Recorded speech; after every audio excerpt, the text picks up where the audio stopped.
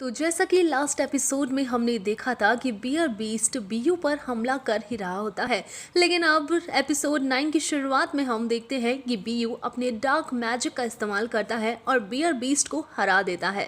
तभी Prince Alice अपने beer beast की जान बचाने के लिए अपने लोटस पावर का इस्तेमाल करती है, लेकिन बीयू की साथी थी प्रिंस एलिस पर फायर अटैक कर देती है। प्रिंस एलिस अपने आप को एक लोटस में कैद कर लेती है और अपने आप को बचाने की पूरी कोशिश करती है, लेकिन ये फाइट प्रिंस एलिस और उनका साथी बियर बीस्ट हार जाते हैं।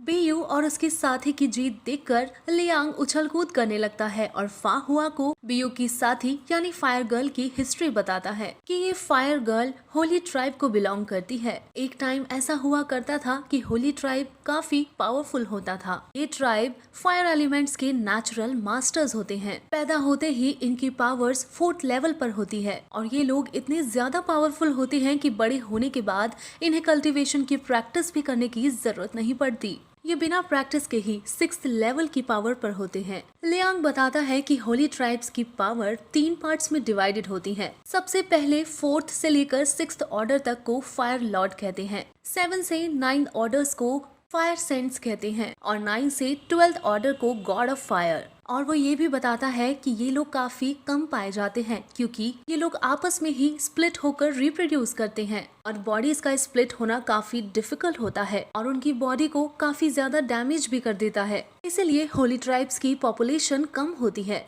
अब अगले मैच की शुरुआत होती है जो फा हुआ लियांग और सेंचुरी हेवनली चेंज रेस के बीच में होता है। ये देखकर प्रिंस एलिस काफी डर जाती है और फा हुआ लियांग को वार्न करती है कि ये दोनों काफी पावरफुल हैं, तुम्हें अपनी पूरी ताकत लगाकर इनका सामना करना होगा। अब ये लोग दोनों ही टीम बैटल ग्राउंड में पहुंचते हैं और लियांग सबसे पहले दूसरी टीम पर हमला करता है, लेकिन दूसरी टीम के दोनों ही जने एक भयानक वुल्फ में बदल जाते हैं और लियांग के अटैक को खत्म कर देते हैं और वो वुल्फ सीधा आकर लियांग पर अटैक करता है। तभी फा हुआ देखता है कि उस वुल्फ के तो 6 पैर हैं। ये देखकर वो हैरान होता है।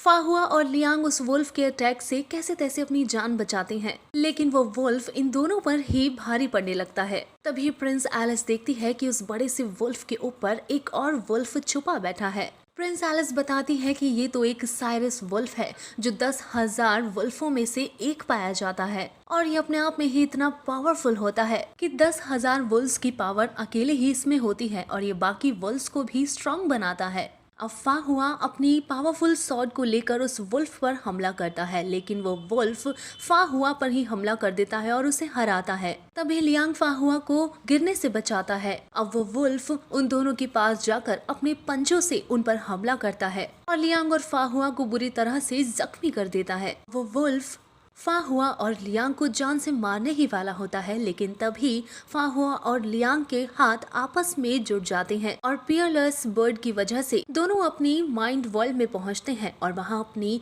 चोटों को ठीक करते हैं और अपनी पावर बढ़ाकर वापस बैटल ग्राउंड में पहुंचते हैं और इस बार उन दोनों की पावर्स काफी बढ़ जाती है और दोनों नेक्स्ट लेवल पर भी पहुंच जाते हैं और वो दोनों अपनी कॉम्बो पावर का इस्तेमाल करके उस वुल्फ पर एक खतरनाक हमला करते हैं। अब फा हुआ आर्मर पहने एक बड़े से सोल्जर में कन्वर्ट होता है और उस वुल्फ पर जबरदस्त अटैक कर देता है। यहाँ वो साइरस वुल्फ फिर से अपने ह्यूमन अवतार में आ जाती है और फा हुआ दूसरे वुल्फ को जान से मारने ही जा रहा होता है, लेकिन उसकी पार्टनर उसको बचाने की कोशिश करती है। लेकिन तभी लियांग अपने विंड और थंडर पावर से उस लड़की पर हमला कर देता है। तभी वो दूसरा वुल्फ आकर उस लड़की को बचाता है। फा हुआ और लियांग की इतनी खतरनाक पावर देखकर एरेना में बैठा एक सोल्जर बैटल ग्राउंड में आकर दोनों वुल्फ्स की जान बचाता है और इस बैटल को रोकता है, जिसके बाद फाइनली लियांग और फा हुआ इस मैच के विनर बन जाते हैं। उस सोल्जर को फा हुआ और लियांग पर शक होता है कि आखिर हारते हारते